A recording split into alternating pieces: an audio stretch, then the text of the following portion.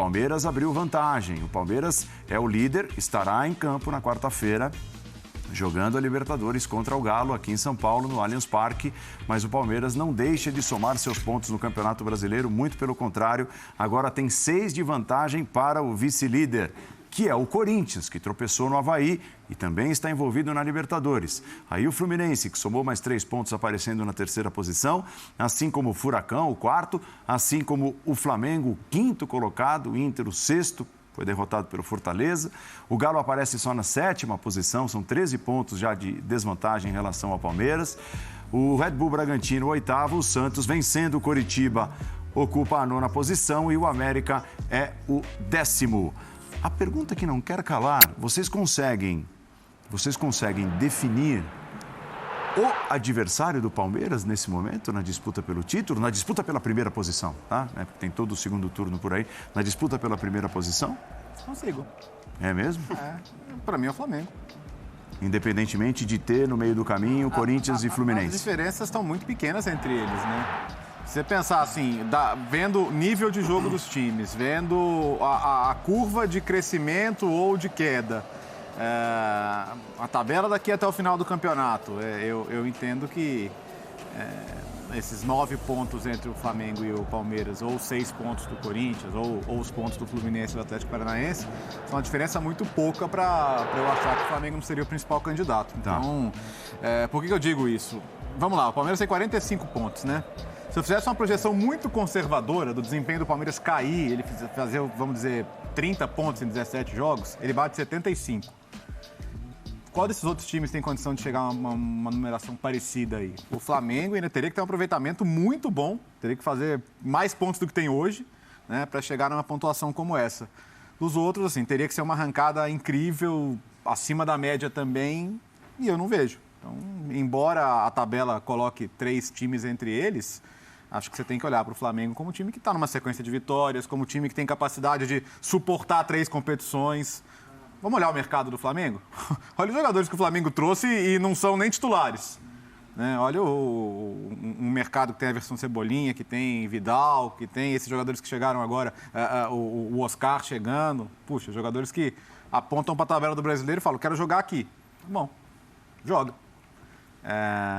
Se vai conseguir ter um aproveitamento como esse, não sei, mas eu acho que se o Palmeiras tiver que olhar para baixo e se preocupar com alguém, teria que ser com o Flamengo.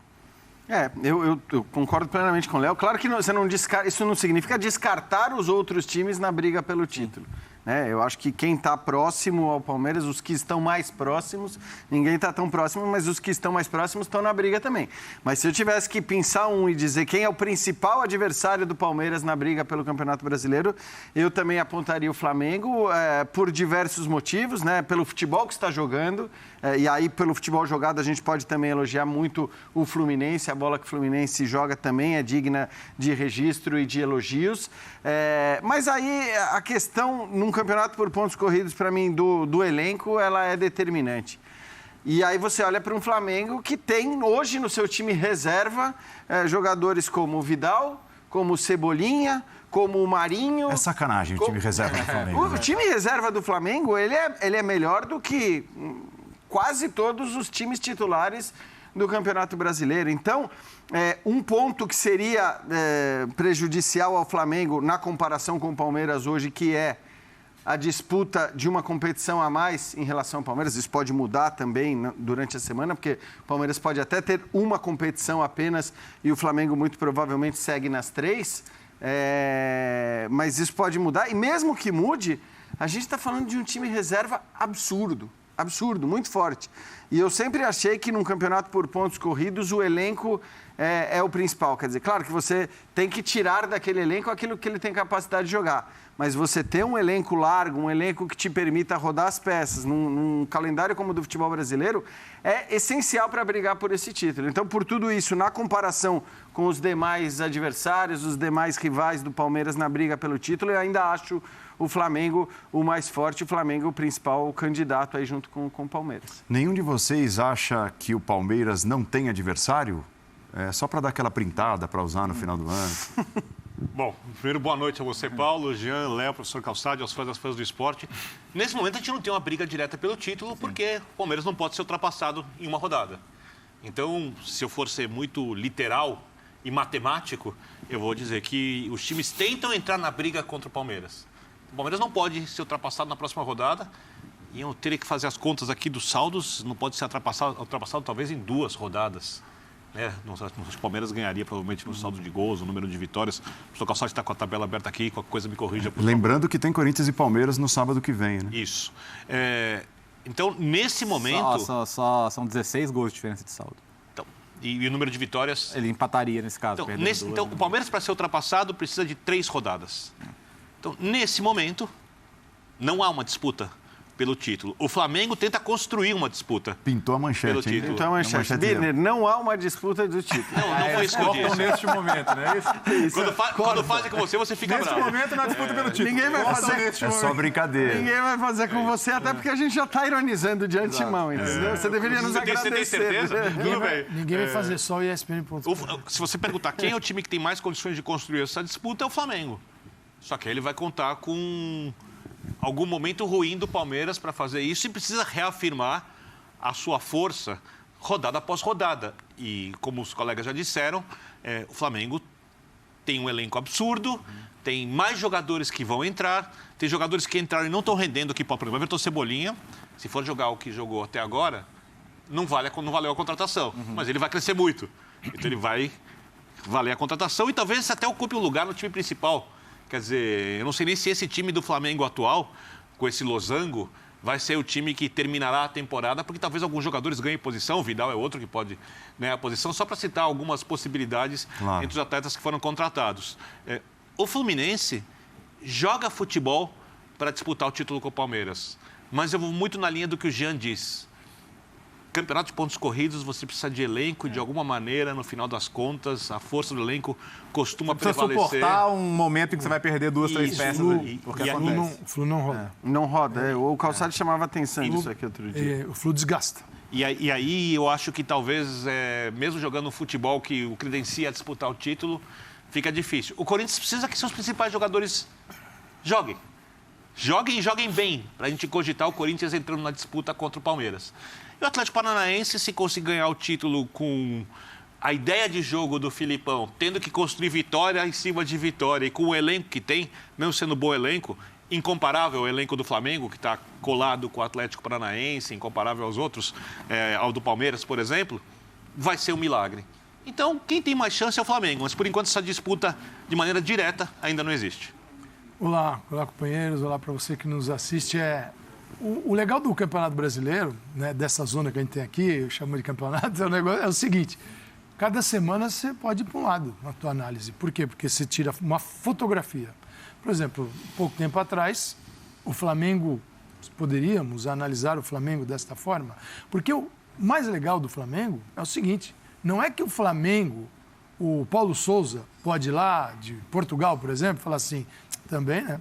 Olha as contratações.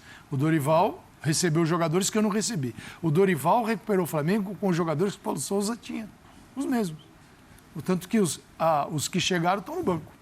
Então, você não pode dizer que ele foi beneficiado por uma janela excepcional de transferências. Será. Esse é um ponto. O outro é, se você olhasse aqui, se fosse uma corrida, você fala assim, quem é que está com pneu novo, tanque cheio, o carro está voando? Você fala do Flamengo e do Palmeiras, embora a distância seja longa. Mas para quem tem quase um turno pela frente, temos que analisar porque o Flamengo veio ao Morumbi com um time bem modificado, até constrangedor, chamar de reserva, mas tecnicamente são. E jogou e ganhou de São Paulo e tudo bem. Então, o Flamengo poderá administrar competições e ganhando pontos suficientes para, nos momentos decisivos, ter o time titular. Vou enfrentar o Palmeiras. Eu vou bater de frente. Então, aí é um confronto direto. Por enquanto, a diferença é de 9. Mas ela pode ser de 6, dependendo do confronto direto. E tem que imaginar que o Palmeiras não vai tropeçar. É difícil para o Palmeiras, porque as trocas do Palmeiras, o Palmeiras não pode fazer um time, um 11 completamente diferente e achar que vai ter um rendimento parecido. O que faz o Abel? Vem com 5 titulares, deixa 5 no banco, depois tira aqueles 5, bota os outros. Então ele tem meia equipe em cada tempo e vai administrando em jogos especiais, ele não vai poder fazer isso. Então é uma outra forma de conduzir o campeonato. Mas o Palmeiras ainda tem uma vantagem boa e a partir de quarta-feira nós vamos saber se o Palmeiras fica só no Brasileirão, aí é outra fotografia que a gente tira, tá? Sim, do linha de sim. passe da semana que vem. Futebol é momento, É diria um o momento, é outra análise. Bom, Palmeiras só no Brasileiro, e aí? É diferente, mesmo com o Flamengo em duas frentes, podendo usar a equipe reserva. Agora, ninguém falou de Corinthians aqui. Por quê? Embora seja o segundo colocado. A diferença do Flamengo é de 3 pontos para o vice. E isso, aí ela será menor em relação ao Palmeiras. O Flamengo se recuperou por quê? Porque o Dorival conseguiu recuperar aqueles jogadores no melhor futebol daquele time que lá estava, diferentemente do Paulo Souza, que veio por uma grande reformulação, foi falado isso a ele. E o que falaram para o Dorival? Dorival, vamos tocar até o final do ano, vamos salvar isso aqui, eu vou fazer uma janela bacana para você, né? Vou te dar reforços, e antes dos caras chegarem, o Dorival já botou o time ali. Porque cada um, e isso o Flamengo tem, o Flamengo não tinha rendimentos individuais compatíveis com jogadores que você olha e fala, são grandes. O Dorival recuperou isso e consegue recuperar paralelamente o coletivo. Você tem individual e coletivo juntos. É isso que dá pra gente essa visão de que o Flamengo pode chegar. Você vai pro Corinthians. Quando é que o individual brilhou? Com Renato Augusto, William, Juliano, que fez grandes contratações, Paulinho, que está contundido, Maicon. Quando é que você fala assim? Não, o individual do Corinthians, quando você coloca, ele arrebenta. Ele não conseguiu encaixar esse individual. E o coletivo também não é brilhante. Aí você fala, mesmo assim, 39 pontos é vice no campeonato. Mas o Corinthians ainda não te alcançou um ponto para você falar, é esse aqui. Se ele recuperar esse aqui, ele compete. Não, o que é esse aqui? Não, e mesmo, acho que a questão é essa, né, Calçade? Mesmo o esse aqui do Corinthians, o time mais próximo do ideal, não foi em momento algum um time que você falava, olhava para o que ele jogava e dizia, pô, esses caras, se eles escolherem manter esse time no Campeonato Brasileiro, vai ser difícil segurar. Como, de alguma maneira, se fala do Flamengo, compreensivelmente. E o Fluminense hoje. E do Fluminense hoje também. Então, eu acho que essa é a questão. Talvez por isso a gente não cite tanto o Corinthians. É claro que ele é candidato ao título também. Mas a verdade é que esses 3 pontos de distância do Flamengo para o Corinthians parecem irrisórios diante da diferença que existe hoje da bola que joga o Flamengo, mesmo o Flamengo reserva, na comparação com aquilo que o Corinthians consegue jogar. Essa é a foto do dia 8 de agosto. Quando o Flamengo precisa ou quer mexer, ele tem estrelas internacionais. Quando o Corinthians quer ou precisa mexer, ele tem garotos. Exato. Então, Miúdos. Ó, miúdos. Caminhada no calçadão pela manhã, camarões para o almoço, aquela praia à tarde, lagostas para o jantar e uma passadinha no linha de passe. Tá bom, eu faço linha, ele disse. É a segunda, é o segundou de Pedro Ivo Almeida. Foto no Instagram ainda. É, lógico. Isso aí Instagramando tudo. Fora a comidinha da Dona Marlúcia. Ah, que maravilha. Que beleza. Pedro Ivo, boa noite, tudo bem? Direto do Rio de Janeiro, participando também do Linha de Passe. Tudo bem, Paulo? Eu não consegui passear no calçadão, não consegui comer camarão, não consegui comer a comida da minha mãe, nem ver meus pais. Mas eu consegui ler o texto do Jean, muito fã que sou do Jean, e eu estava aqui, foi bom entrar depois, que eu estou aqui pensando em algo que eu possa falar, que não vai dar nenhum corte, que não vão polemizar. Vamos tentar polemizar. Então, eles gostam de números também, então nessa briga de Campeonato Brasileiro, se a gente tivesse que dividir porcentagem, etc., tirando o Palmeiras, que obviamente começa a trilhar um caminho aí de, não encaminhar, mas se aproximar de uma corrida pelo título, talvez a gente já possa falar isso, eu talvez colocaria o Flamengo com um time com 80% de ser antagonista do Palmeiras e um Corinthians com muito boa vontade, com 20%, a depender do que vai acontecer nessa semana, porque é um caldeirão. Ele pode entrar em ebulição amanhã, após o jogo, com uma possível eliminação. Ele pode piorar isso tudo com um clássico no fim de semana, perdendo para um rival direto. Ele pode, quem sabe, a gente não pode nunca descartar, o Calça falou, tem que falar do Corinthians, eu também concordo, reverter uma situação, por mais que pareça improvável amanhã, e se recuperar. Aí ele corta a vantagem, aí ele volta, e talvez ele justifique esses 20% que eu coloco da briga. Mas é muito difícil, pelo que o campo nos diz, não imaginar uma projeção de Palmeiras e Flamengo. O Palmeiras me lembra muito um Atlético de 2021, muito sólido, um Flamengo de 2019 muito sólido, não a maneira como joga, não a maneira como vence, mas como é sólido e como nos passa uma certeza de que em condições normais ele vai vencer pelo Brasileiro, ele vai manter a liderança. A gente debate muito o restante do campeonato, só que o Palmeiras não dá brecha, o Palmeiras também não permite muito essa conversa. Dentro do que ele pode vir a permitir em algum momento, eu acho que é isso. Mais 8 fichas ali para o Flamengo, no máximo 2 para o Corinthians, dependendo do que for essa semana. Acho muito difícil passar isso e muito pelo campo, não é simplesmente por uma questão de pontuação, confronto. Eu vejo muita gente falando, mas o Palmeiras vai pegar confrontos diretos fora de casa. O Palmeiras vence fora de casa. Mas o Palmeiras vai pegar tal time semana que vem. O Palmeiras se mostra inteiro, mesmo em meia maratona de mata-mata, para vencer, para construir resultados. Então, assim, a gente fica tentando fabricar cenários onde o Palmeiras pode tropeçar, mas ele costuma pagar esses cenários que a gente projeta. Então, se tivesse que dar uma manchete que a turma gosta, 80% para o Flamengo ser um antagonista, 20% no máximo para o Corinthians ou para uma outra opção menos cotada, porque eu acho que Fluminense e Atlético vão acabar sofrendo sim com a questão do elenco. Acho que foi o Birne que pontuou essa situação do elenco e o calendário é implacável, ponto corrido também, 17 jogos pela frente, não adianta você estar jogando um bom futebol nesse momento. Lá na frente, inclusive, a corda vai esticar um pouco mais, acho difícil pensar em título, ainda que o trabalho seja muito bom, do Filipão e do Diniz.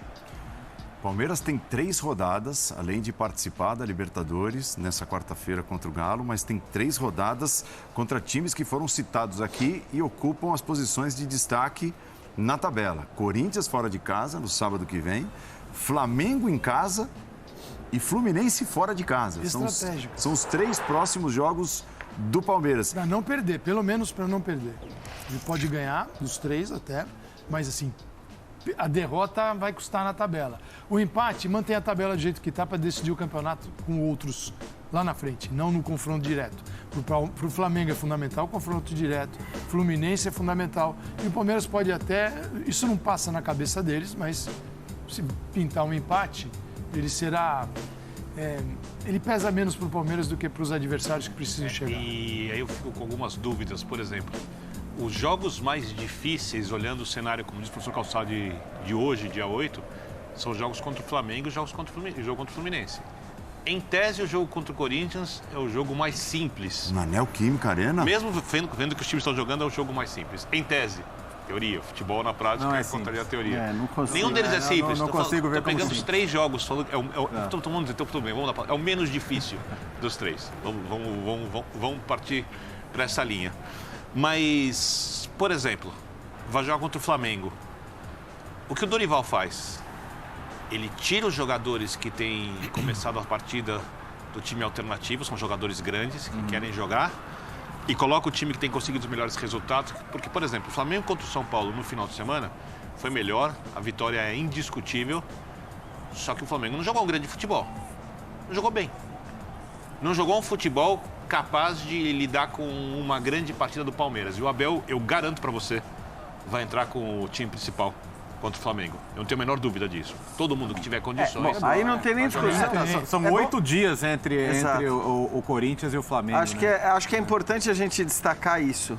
Se o Palmeiras não tivesse caído na Copa do Brasil, a situação do Abel seria desesperadora com o elenco do qual ele dispõe hoje.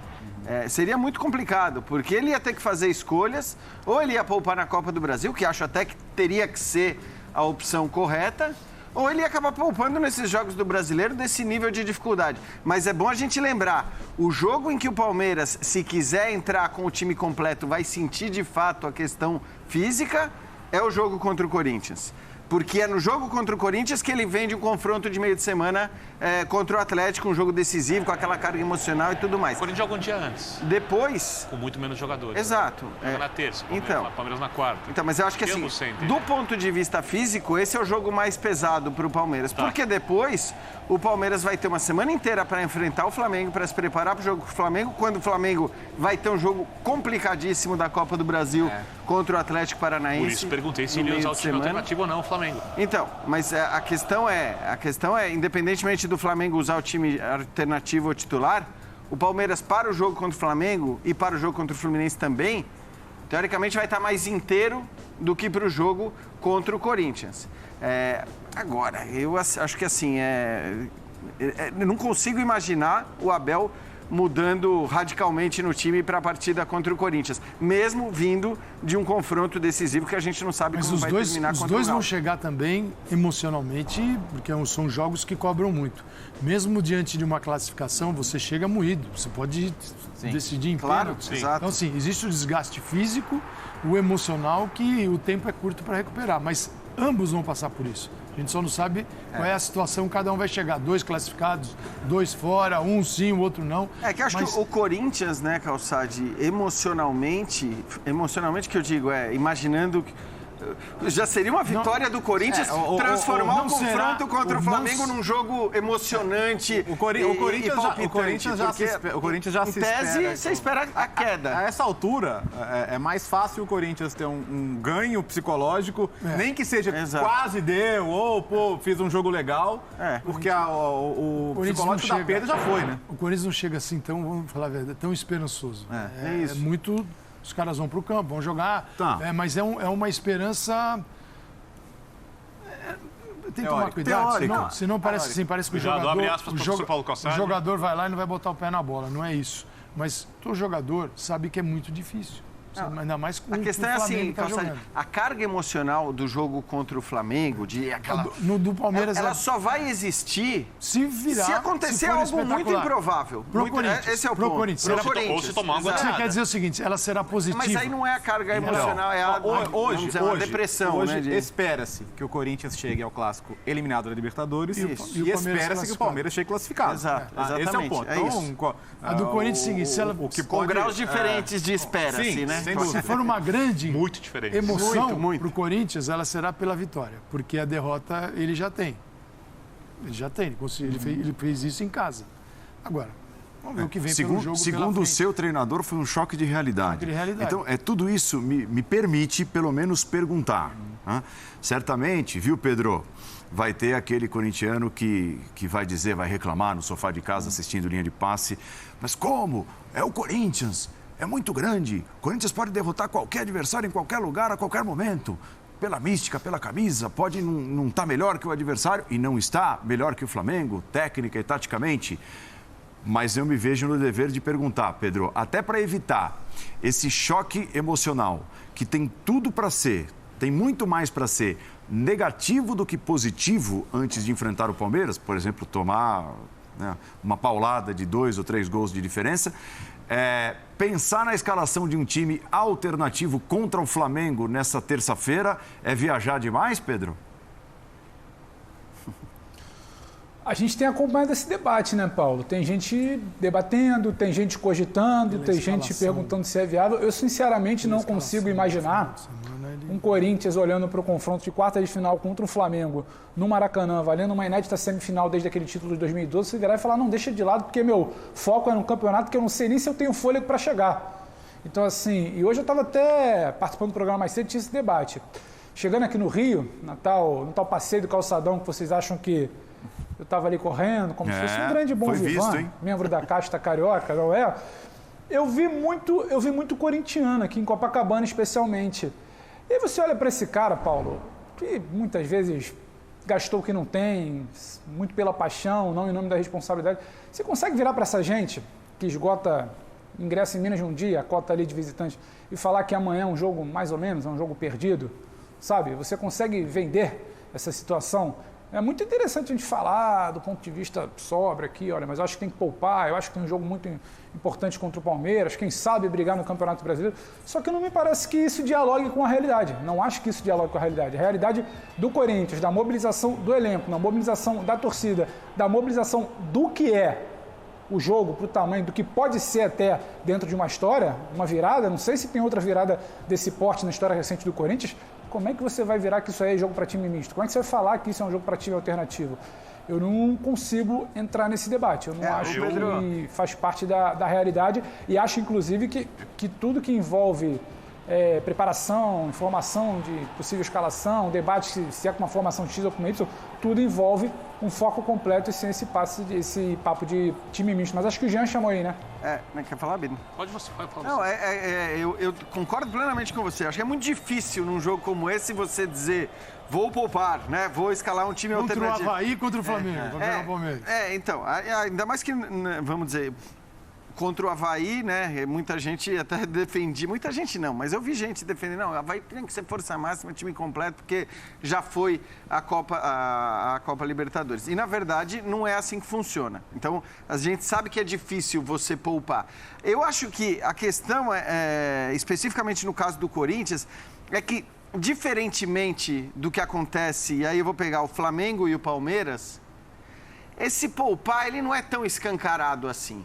O que eu quero dizer? Hoje você sabe exatamente quem são os 11 jogadores do Palmeiras. Você sabe exatamente, e tudo bem, tem muita disputa, tem muito cara ali, né? Só esperando para abocanhar uma vaga, mas você sabe exatamente quem são os 11 titulares do Dorival no Flamengo. No caso do Corinthians, essa alternância ela tem sido maior, de maneira forçada, é verdade, porque os caras estão sempre machucados, aí volta, aí joga 15 minutos, machuca de novo e perde o outro, e aí não tem mais um. Então não existe essa coisa tão clara de que esses são os 11. Eu acho que dentro disso, e até usando como argumentação questões físicas, porque também o Corinthians tem essa tática, essa estratégia que a gente pode discutir de não divulgar absolutamente nada sobre a condição física dos seus jogadores, quem está pronto para voltar, quem não está. Mas o fato é que, diante disso, a escalação de um time, eventualmente, que não é a dita força máxima que o Corinthians teria à disposição para enfrentar o Flamengo, ela pode até passar batida, como não passaria se você tivesse os 11 caras muito claros e aí o seu treinador chegasse à conclusão de que não, beleza, vou mudar meio time porque não dá para ganhar do Flamengo. Os 11 do Palmeiras o treinador sabe e o treinador fala, eu garanto. Os 11 do Flamengo hoje o treinador te diz quais são esses 11 e ele te fala, eu garanto. Os 11 do Corinthians o treinador não tem muita certeza. Então, por isso que é mais fácil, e ele né, não pode garantir nada. E o Corinthians chega para pegar o Flamengo parecido assim, com alguns problemas. Na verdade, nos problemas, como o Flamengo chegou para a final da Libertadores contra o Palmeiras. Porque ele tem o William, jogador importante. Eu entendo que no futebol a gente pode discutir tudo, faz parte, mas das discussões mais extremas que beiram a insanidade, está essa do Corinthians cogitar poupar jogador no mata-mata contra o Flamengo por causa do resultado daí. O possível é muito simples. O treinador do Corinthians disse após a derrota em Itaquera, que o Flamengo joga no losango, que o losango deixa espaços pelos lados. Ele, quando armou a equipe para começar o jogo, ele tentou reforçar os lados do campo, usar os lados do campo no jogo de ida. E ele vai ter que fazer isso no Rio de Janeiro, contando com uma atuação ruim do Flamengo, com uma atuação especial dos jogadores dele, com uma atuação irretocável do Corinthians em todos os aspectos, a melhor atuação do Corinthians até agora na temporada, uma atuação abaixo do Flamengo. E ele sabe de tudo isso para conseguir se classificar. Em circunstâncias favoráveis, e acha um gol, e o Flamengo perde a cabeça, e acha outro gol, e de repente o Renato Augusto entra e faz um jogo. Quer dizer, tem que acontecer muita coisa. Um filme, tem que acontecer muita coisa para ele se classificar. Mas é um jogo de futebol ainda. É difícil. E nessa hora, você joga o jogo como você pode. Você não abre mão do jogo. Isso, para mim, é pensar nisso é uma loucura. É inquestionável. Você hoje não dá um favoritismo para o Palmeiras. Por mais que fiquem brabos comigo. Os próprios nossos torcedores. O Palmeiras é favorito quarta-feira. Ele tem a faca e o queijo na mão para cortar quarta-feira. Ele é o melhor time da Libertadores, que fez mais pontos, está vivendo um momento mágico, maravilhoso, de bem com a torcida, com a imprensa, lógico, uma coisa puxa a outra. E vieram aqui, encontraram,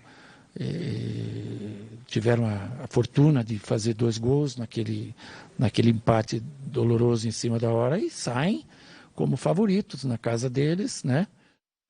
Pegando carona, então, no técnico do Galo, na declaração dele, Pedro Ivo, qual o tamanho do favoritismo? Mas não dá para contestar, falar assim, que louco. Ele tá... Exatamente. Qual o tamanho do favoritismo do Palmeiras, se é que você concorda com o técnico Cuca do Galo, Pedro? Eu acho que o Birner já está fazendo piada aí, eu concordo com ele. O favoritismo é melhor do que o Cuca tenta passar para colocar como ingrediente emocional do jogo. Ou para usar o termo que o Vitor gosta, a mística. Ele alimenta a mística. A análise fria, a análise sincera, é um Atlético que não joga, é um Atlético que não sabe ainda como jogar sem bola, é um Atlético que ainda não convenceu pelas mãos do Cuca, é um Palmeiras muito bem em casa que conseguiu trazer um sabor de vitória do jogo de ida. É claro que friamente o Palmeiras é muito favorito, só que eu acho que a análise do Cuca ela não passa por isso. A análise do Cuca, a meu ver, e acho até que o Vitor concorda pelo tom que ele usou aí, a análise tem muito mais a ver de jogar para o outro lado. Eu estou aqui quietinho, ele agora fala baixinho, né? Ele fala assim, com a vozinha assim. Ele tenta muito mais dizer, olha, eu estou vivo. Ele se coloca como vivo, ele precisa dar satisfação para a torcida. Mas ele tenta muito mais alimentar a mística do confronto do que exatamente tomar friamente algum parâmetro para o que é. Ele apimentou o confronto, ele está tentando mexer com o seu jogador, ele está tentando mexer com o ambiente. Porque o ambiente do Galo, ele é negativo. Não sei se negativo é o termo mais correto, mas ele não convence com o Cuca, como eu falei. Ele vem de mais um problema de fim de semana de Campeonato Brasileiro. Ele não consegue resolver um problema gravíssimo, que é o jogo sem bola. E contra o Palmeiras isso é fatal. Ele sabe que o jogo é no Allianz. Então, assim, todos os componentes nos dão razão quando a gente fala que há um favoritismo considerável do Palmeiras. Um favoritismo maior até para mim do que o do Flamengo, que joga em casa e tem 2-0 de vantagem. Porque eu acho que futebol a gente não tem que, sabe, tá resolvido no Maracanã. Não sei se está resolvido no Maracanã, está muito bem encaminhado. Agora, quando a gente olha para o campo, o Palmeiras, o que ele pode fazer, a avaliação time a time no cenário, o que a gente pensa de Palmeiras no Allianz Parque, o Cuca sabe disso, só que eu acho que ele coloca um tempero a mais nessa fala dele. Não é exatamente só uma análise fria, não, Paulo. Faz um exercício, chega pro Cuca na beira do campo ali, o Abel. Cuca, vamos pular os 90 minutos, vamos direto pros pênaltis. Opa, sério? Você tá doido? Opa! Mas aí o Agora. Cuca tem vários motivos para topar, né? Inclusive, sim, o desempenho recente do Palmeiras a mística também. Mas assim, é óbvio que faz parte do jogo psicológico, mas ele fala, o atleticano vai ficar bravo comigo. Se alguém vai concordar que o Atlético não é favorito para esse jogo, é o atleticano, porque ele tá vendo todos os jogos, né? Tá bravo, Ele né? tá vendo que está se repetindo. A velha história, percentuais. Vamos lá nos percentuais. 3 gols do Inter, 2 gols do Palmeiras, 3 gols do Atlético Paranaense, 8 gols sofridos. O Galo tem que buscar jogos. um rendimento que ele já teve.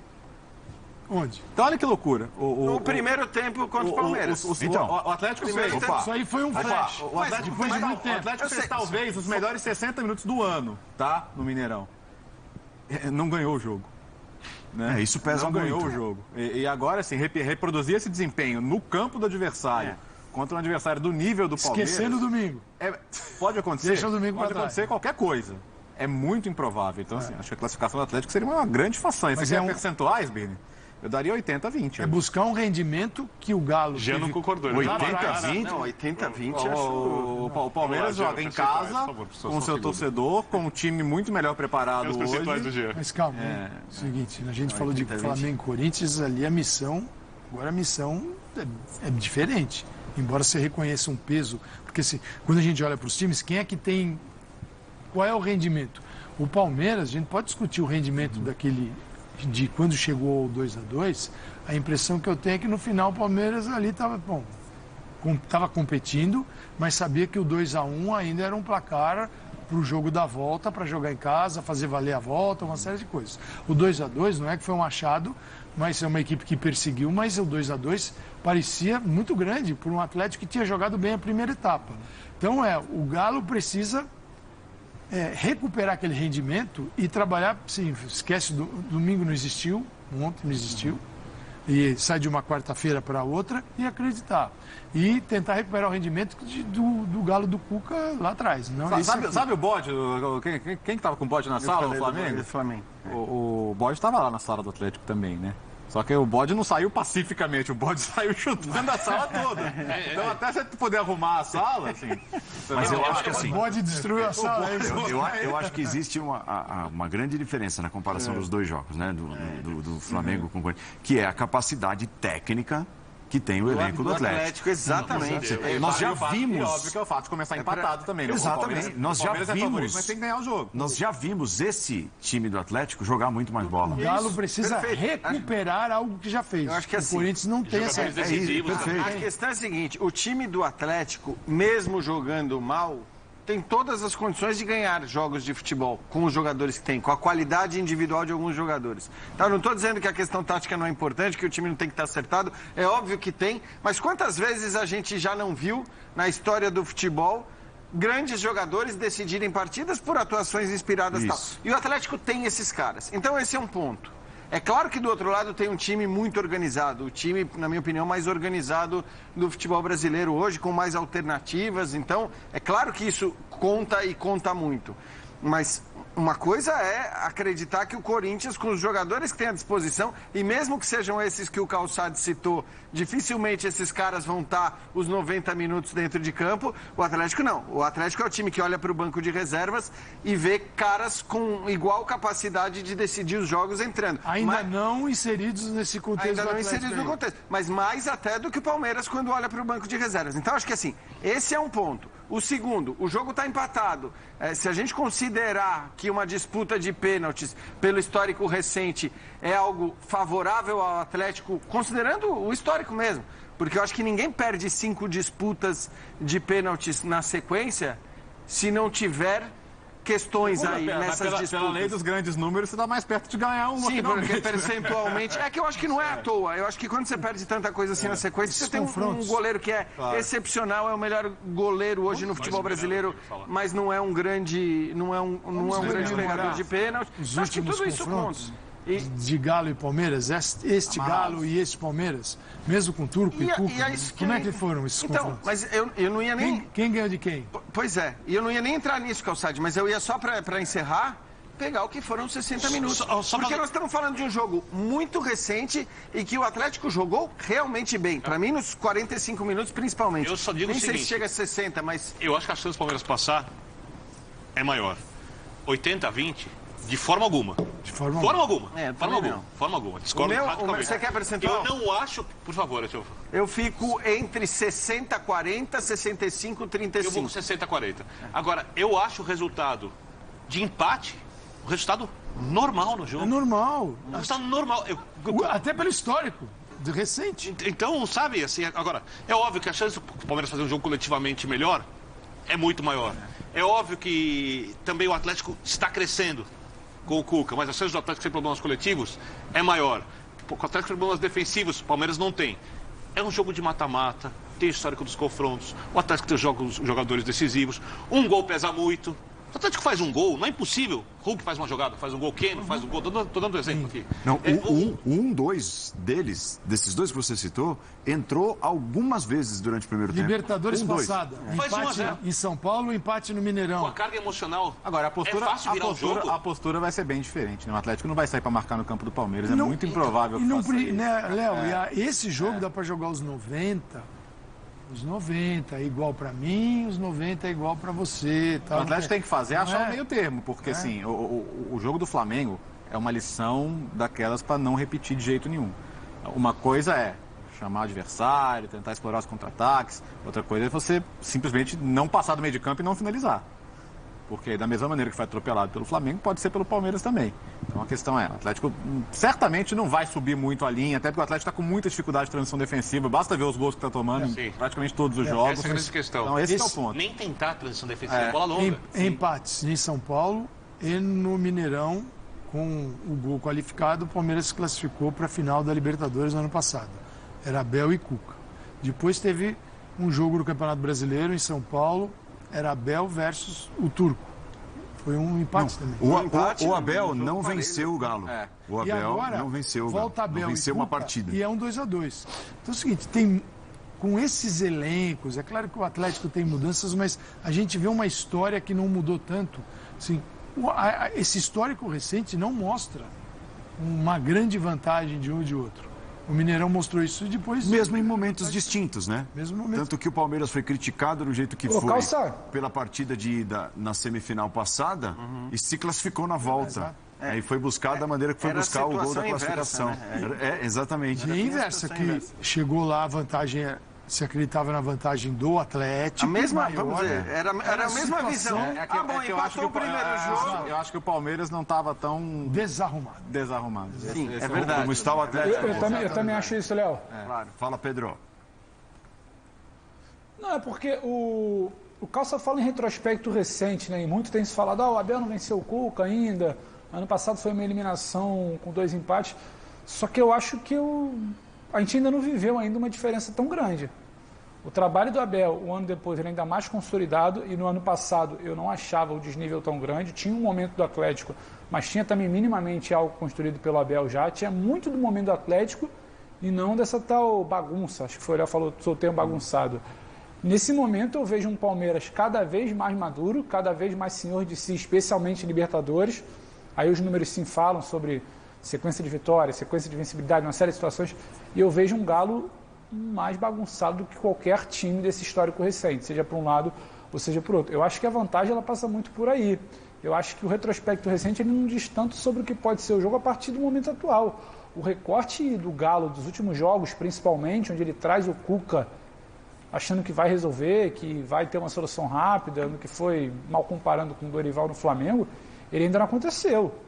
A defesa tem um quê de bagunça. O ataque, ele não funciona. O Hulk, ele não funciona não. Ele não funciona como a gente imagina. O Hulk ontem, ele expõe uma certa impaciência, uma insatisfação, uma vontade de melhorar o quanto antes. Então, assim, eu não sei se o desnível nesse histórico recente já foi tão grande. Acho que isso coloca o Palmeiras, assim, ainda que a gente não sei quantificar, 80, 20, 70, 30, mas acho que coloca o Palmeiras bem acima, é que esse desnível para mim nunca foi tão grande. E tem o fator caso também da situação de como terminou o primeiro jogo. 3 jogos também, né? 3 jogos. 3 jogos. Vai ser o quarto esse, né? Esse vai ser o quarto, sim. Ele tem que dar um jeito. O Dorival também, no comecinho ali, mas depois ele engrenou. Se o Cuca, se a gente estivesse falando num confronto contra o Palmeiras daqui 15 dias, talvez a gente pudesse falar de um Galo com indícios já de recuperação. Aliás, ela tem que ocorrer no jogo contra o Palmeiras. Por causa disso, é muito curioso do Cuca, que se você pegar o histórico dele de começo nos clubes de futebol, é sempre assim. No próprio Galo. São 6, 7 jogos e a decisão no nível mais baixo. Só que nessa vez calhou dos 6, 7 jogos serem 6, 7 jogos essenciais. A primeira passagem no Atlético, ele chega em 2011, ele perde os 6 primeiros jogos em pleno brasileiro e com o time ameaçado.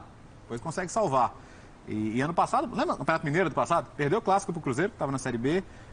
Alguns jogos muito ruins na Libertadores. Teve um atrito ali com o Hulk. Atrito com o Hulk. Aliás, o Hulk voltou a pôr a boca no trombone agora, né? Agora. E desde aquele momento, daquela crise inicial com o Cuca, uma coisa que não acontecia nesse nível. Mas eu lembro até da entrevista dele falando, não, me dá mais 10 dias aí pra gente ver o time. E, de fato, assim, não começou o brasileiro voando, mas melhorou, até chegar ao ponto do segundo semestre. O ponto é um contrato até o fim do ano, ele diz que tem outros planos, ele não quer se comprometer para o ano que vem, o que é melhor do que se comprometer e ir embora também, né? Como ele constantemente faz. Mas o ponto é que, assim, agora é pouco tempo. E se perde na quarta-feira, o que eu ainda acho mais provável, não é que acabou o ano, você tem que classificar o time para Libertadores como mínimo, porque ano que vem tem um estádio para ser inaugurado aí, tem investimento alto. Mas a volta triunfal também foi...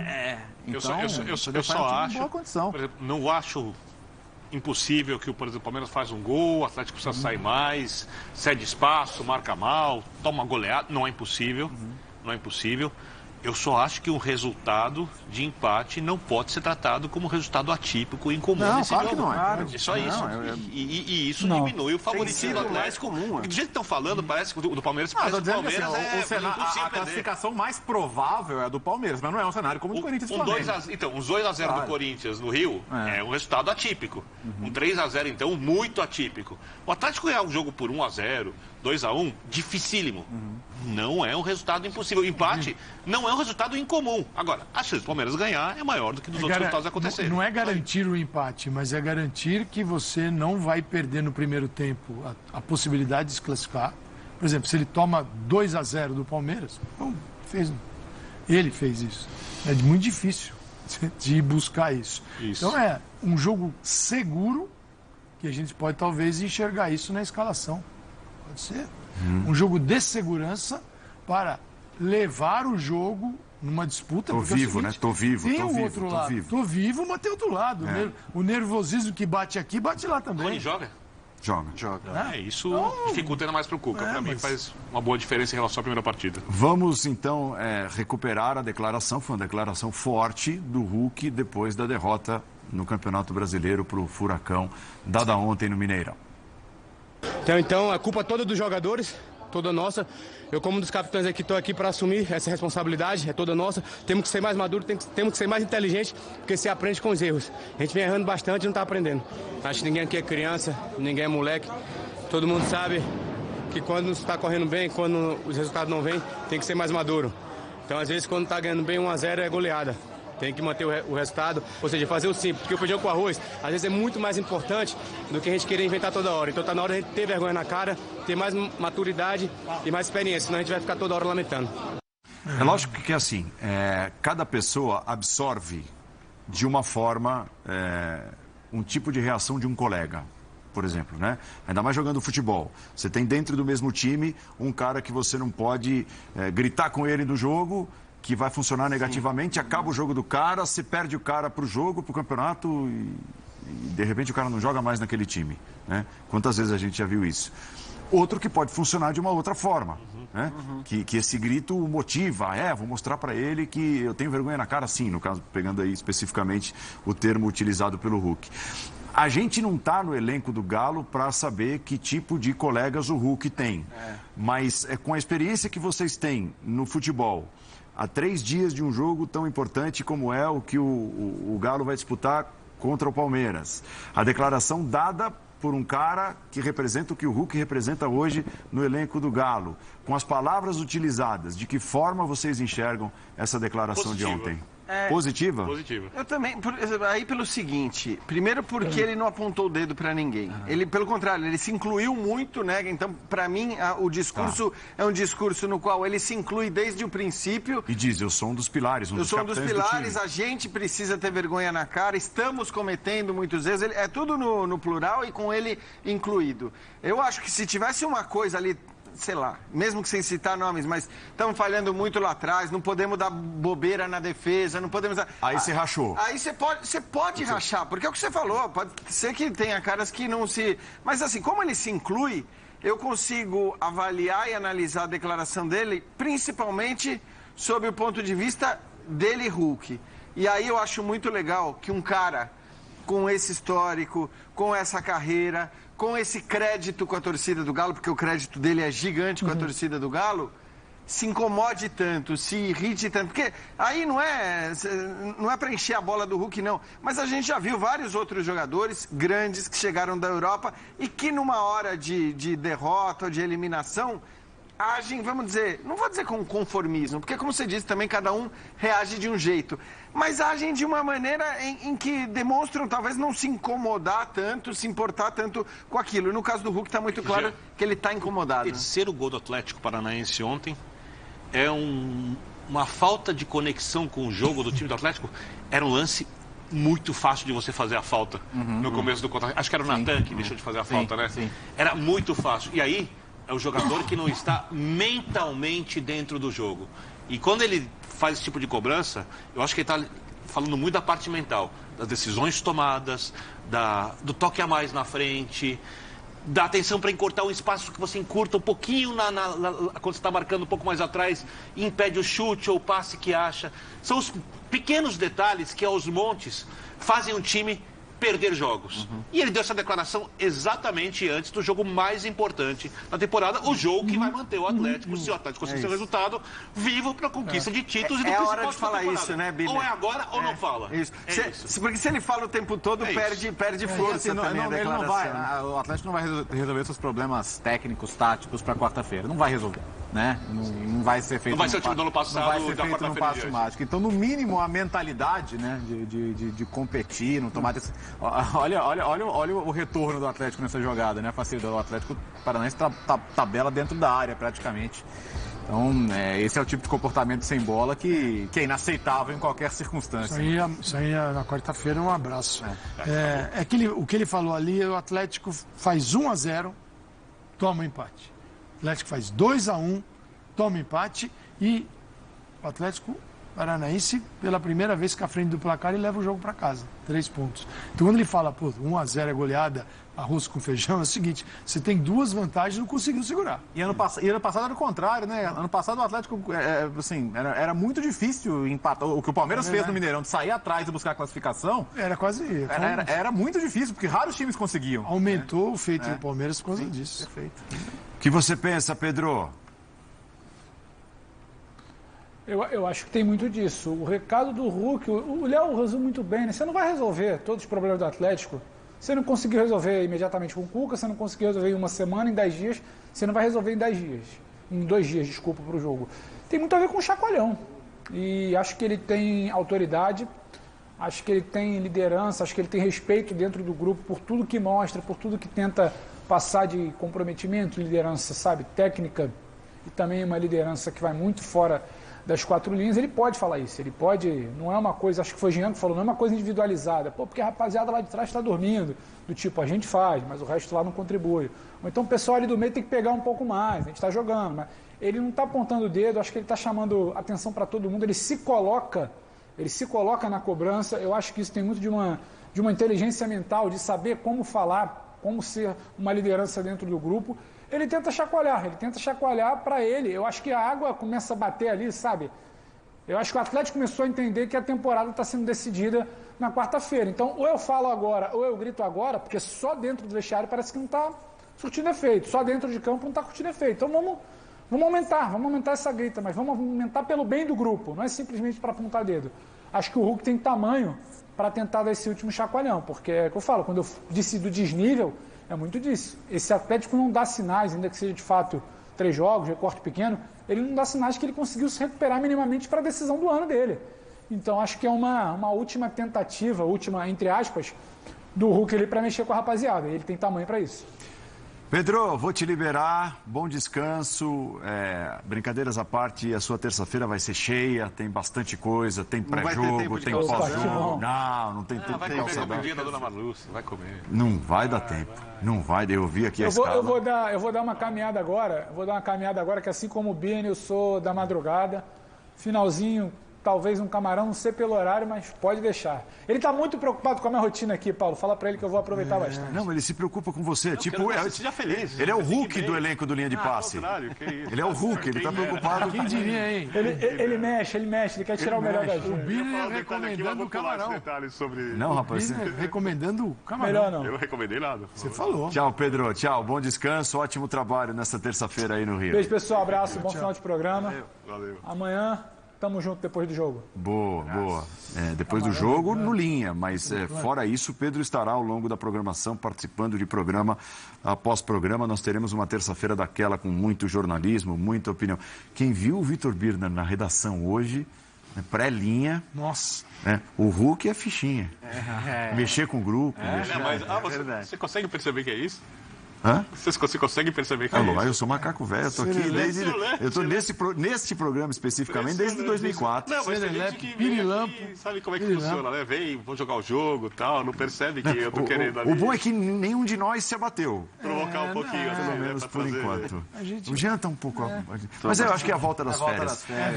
Vamos ao intervalo, nós voltaremos. Tem bastante coisa de Campeonato Brasileiro no próximo bloco, tá? Série invicta do Fluminense, São Paulo, Botafogo, jogo da noite desta segunda-feira entre Coritiba e Santos. São temas para o próximo bloco do Linha que volta já. Se a pessoa chegar na Mega